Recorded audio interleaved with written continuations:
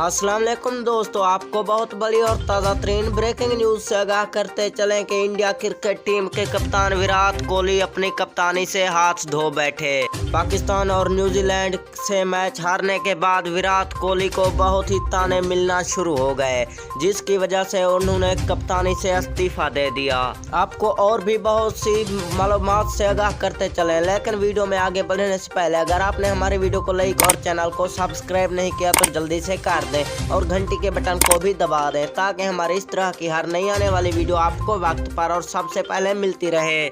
तो दोस्तों, आपका कीमती और प्यारा वक्त ज़ाया किए बगैर बढ़ते हैं वीडियो की जाने। तो दोस्तों, जैसा कि आप जानते हैं कि पाकिस्तान क्रिकेट टीम इस वक्त नंबर 1 क्रिकेट टीम बन चुकी है, जबकि इंडिया क्रिकेट टीम अफगानिस्तान से भी हार चुकी है। इंडिया क्रिकेटर भी विराट कोहली को ताने देने लग गए, यहाँ तक कि विराट कोहली को इतने ताने मिले कि उन्हें कप्तानी छोड़ने पर मजबूर किया गया।